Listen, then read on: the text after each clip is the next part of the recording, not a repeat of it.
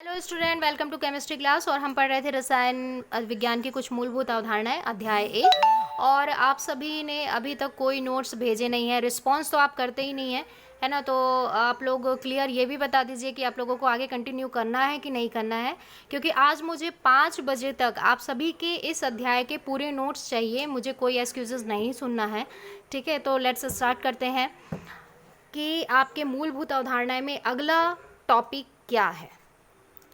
अगर अगले टॉपिक की बात करूं तो पहले हमें ये जानना ज़रूरी है बच्चों कि हमारे टोटल तत्व या पदार्थ हमारे पास कितने हैं। अगर आप आवर्त सारणी की बात करें तो आप 9वीं 10वीं में भी पढ़ चुके हैं कि आवर्त सारणी क्या है, उनमें तत्वों का भराव कैसे होता है और कितने प्रकार के तत्व हैं। तो पहले हम इसको जान लेते हैं। इसको आप अपने दिमाग में बैठा के रखिए, क्योंकि इससे रिलेटेड आपके जितने भी प्रैक्टिकल से रिलेटेड क्वेश्चन होते हैं या 1 नंबर के पूछने वाले प्रश्न होते हैं, इन्हीं में से आते हैं। तो हमारे पास टोटल तत्वों की संख्या 118 होती है, जिसमें से गैसीय 11 होते हैं, टोटल गैस वाले, ठीक है, 11।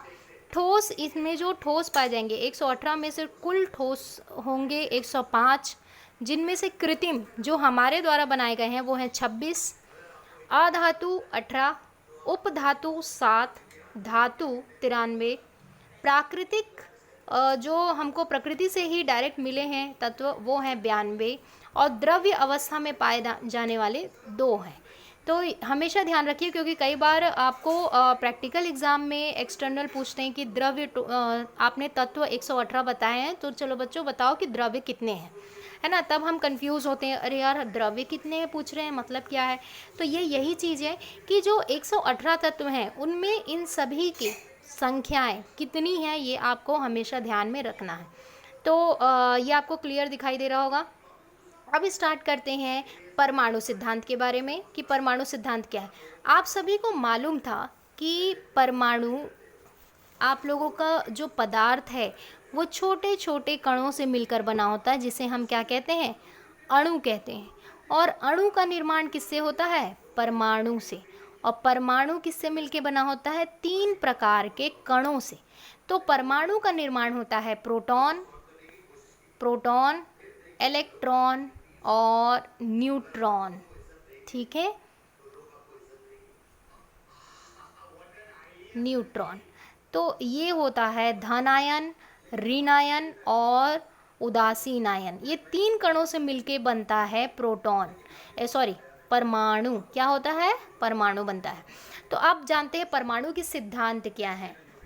परमाणु के सिद्धांत की मैं बात करूं तो परमाणु के वैसे तो 3 सिद्धांत, और भी बहुत सारे सिद्धांत हमें मिले हैं, लेकिन जिनमें से प्रमुख हैं वो 3 सिद्धांत ये हैं: डाल्टन का सिद्धांत, जे थॉमसन सिद्धांत और रदरफोर्ड सिद्धांत।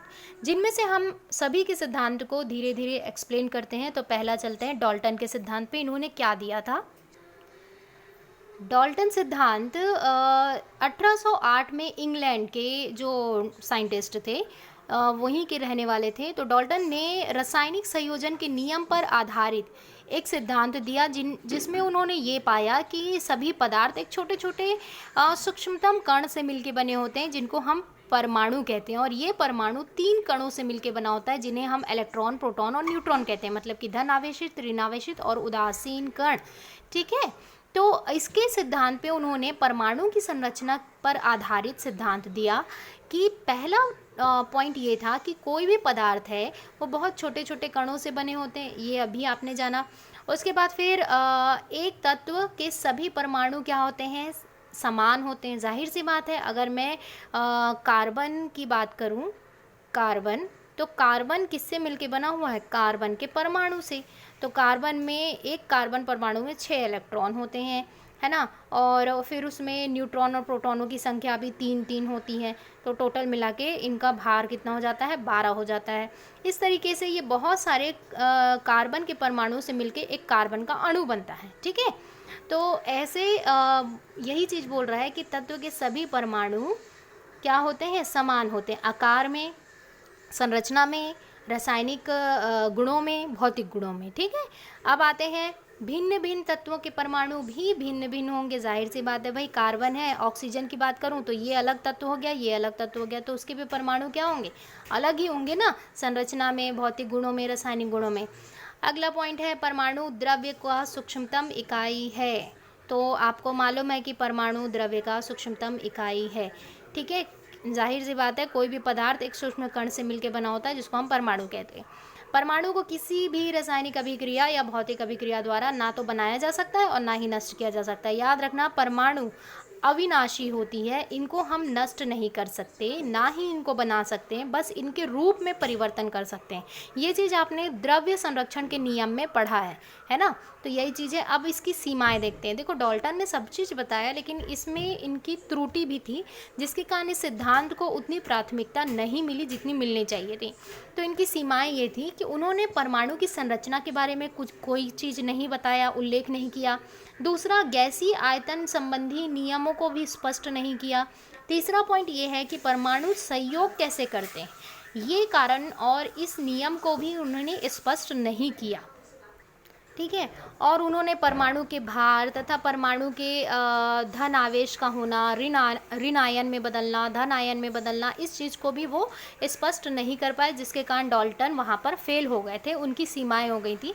तो वो सिद्धांत इतना ज़्यादा प्रसिद्ध नहीं हो पाया। अब आते हैं दूसरे सिद्धांत की ओर। तो दूसरा सिद्धांत था जे थॉमसन का सिद्धांत, जिसको हम लोग बोल सकते हैं आधुनिक परमाणु के सिद्धांत, परमाणु संरचना या परमाणु के सिद्धांत बोल सकते हैं। तो जे थॉमसन ने क्या किया था, रदरफोर्ड और नील बोर का जो सिद्धांत था, उसी सिद्धांत को पुनः अध्ययन कर नवीनीकरण किया और फिर उसे आधुनिक सिद्धांत के नाम से जाना गया, क्योंकि जे थॉमसन का जो सिद्धांत था, इन दोनों के सिद्धांतों का मिला जुला एक रूप था, जिसमें से त्रुटियां को हटा दिया गया था, सीमाएं हटा दी गई थी। तो इनका सिद्धांत आधुनिक सिद्धांत माना गया, जो आज तक हम पढ़ते आ रहे हैं और एकदम सटीक और सही था। तो जानते हैं कि इनके सिद्धांत क्या थे। पहला ये था कि परमाणु अभिभाज्य नहीं है। अभिभाज्य नहीं है मतलब कि परमाणु अर्थात उनका निर्माण क्या होता है, प्रोटॉन, इलेक्ट्रॉन और न्यूट्रॉन से होता है, इसलिए वो अभिभाज्य नहीं है, ठीक है। एक ही तत्व के सभी परमाणु एक समान नहीं होते हैं। क्यों नहीं होते? क्योंकि कई बार उनमें समभारिक और समस्थानिक देखने को मिलता है। समभारिक का मतलब आपने 9वीं और 10वीं में भी पढ़ा है, ठीक है, और समस्थानिक भी पढ़े हुए हैं। समभारिक मतलब जिसमें परमाणु की संख्या समान होती है और भार भिन्न भिन्न होते हैं, इसमें परमाणु भार समान होते हैं और क्रमांक, परमाणु क्रमांक भिन्न भिन्न होते हैं। तो कई बार तत्वों में जो परमाणु का बोल सकते हैं कि परमाणुओं के जो समान प्रकार के परमाणु नहीं होते, उन्हीं परमाणु में समभारिकता देखने को मिल जाता है, समस्थानिक देखने को मिल जाता है। अब आते हैं अगले पॉइंट पे कि परमाणु हमेशा सरल पूर्ण संख्याओं के अनुपात में ही सहयोग नहीं करते। जाहिर सी बात है भाई, कभी कभार ये अलग अलग, मैंने आपको ट्रायंगल बताया था, हाइड्रोजन से सल्फर, सल्फर से ऑक्सीजन, ऑक्सीजन से इस तरीके से, ये तीनों क्या कर रहे हैं, अलग अलग अनुपात में सहयोग कर रहे हैं। तो ज़रूरी नहीं कि वो पूर्ण संख्या में ही सहयोग करेंगे, कई बार वो विषम संख्याओं के अनुपात में भी होते हैं। आगे आते हैं, परमाणु अविनाशी नहीं है। जाहिर सी बात है, अविनाशी नहीं है मतलब कि हम उनको नष्ट नहीं कर सकते, ठीक है। अब आते हैं, यह रासायनिक अभिक्रिया में भाग लेते हैं। जाहिर सी बात है, परमाणु का जो बड़ा रूप होता है, मतलब परमाणु से जब अणु बनते हैं तो वो रासायनिक अभिक्रिया करने में भाग लेते हैं। आते हैं अब रदरफोर्ड के स्ट्रक्चर पे नेक्स्ट वीडियो पे। तो इससे रिलेटेड आपको जो डाउट है वो मुझे पूछ सकते हो।